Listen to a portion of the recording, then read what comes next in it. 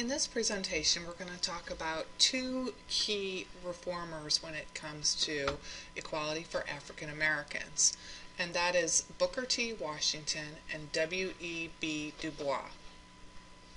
Booker T. Washington was the president of the Tuskegee Institute, which was a vocational school designed to give African Americans valuable job skills. He became very well known, and he worked toward improving conditions with the idea that change would come gradually. He believed that economic and intellectual equality had to happen first, and then African Americans would become worthy of racial equality. He also was part of the Atlanta Compromise, which basically stated that African Americans and white people should cooperate on economic issues. In other words, let's create a successful union when it comes to American business, but remain separate on social issues. That the African Americans would have to tolerate segregation until equality gradually came around.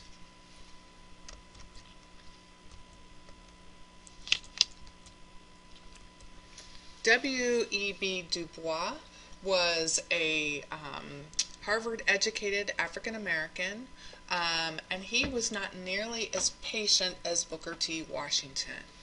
His idea was that African Americans should be given equal rights immediately, that they were citizens of this country, that they had rights under the Constitution, and that they should have access to those rights absolutely immediately. He established the Niagara Falls Convention, and this was a meeting for African American civil rights advocates. It eventually led to the formation of the NAACP, which is the National Association of Advocates for Colored People.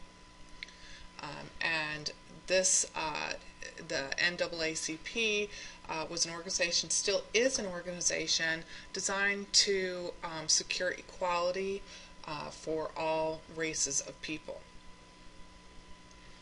W.E.B. Du Bois felt that the movement for African American reform should be led by well-educated African Americans like himself. We're going to talk for a minute about several other groups that were experiencing discrimination during the Progressive Era, one of which was Native Americans. Progressive reformers really failed Native Americans. It was not one of their focal points. And in 1911, a Native American doctor named Carlos Montezuma established the Society of American Indians, which protested some of the federal Indian policies and tried to create some equality and rights for Native Americans. However, by 1932, reservation land that remained unclaimed by Native Americans could be sold to the general public by the federal government. In other words, the Dawes Act divided up reservations into 160-acre plots of land for African Americans. If they failed to claim those plots of land, the government would turn around and sell it to the general public.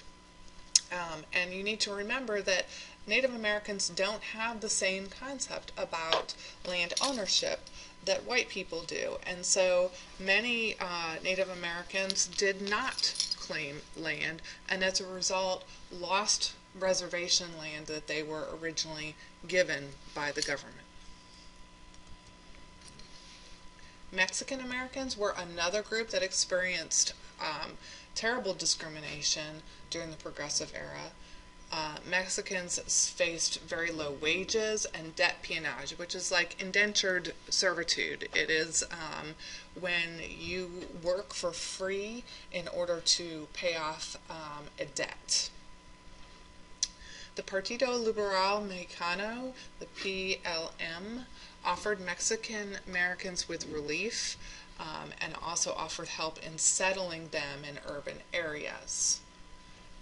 Mexican Americans also formed groups called mutualistas, and these were groups that made financial loans and provided legal assistance to Mexican Americans that needed it.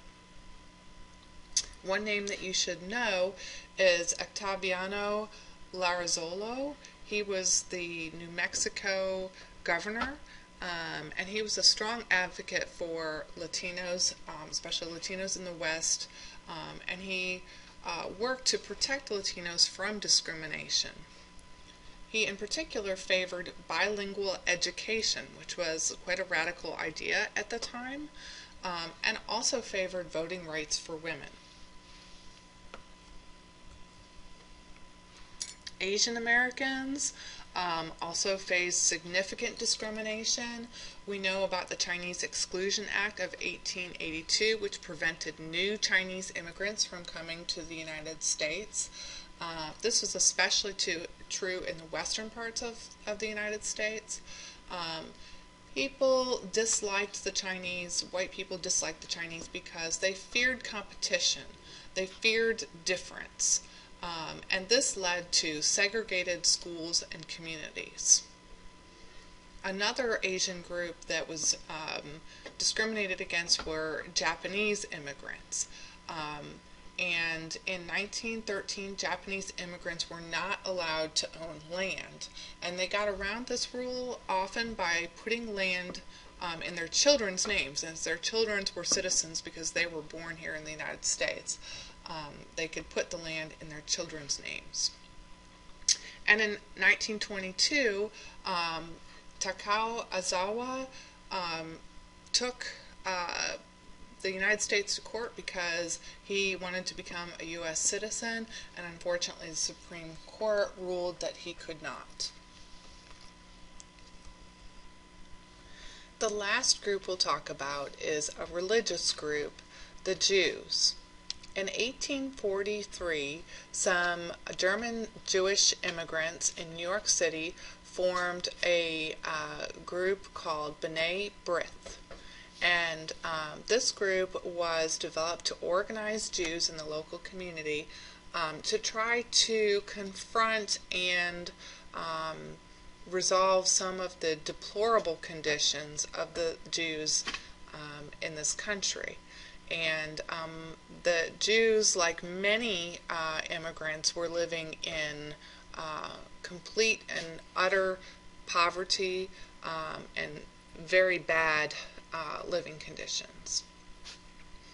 Later, in 1913, the Anti-Defamation League was founded to defend Jews against physical and verbal attacks, also false statements, so lies, and also to secure justice and fair treatment to all citizens alike.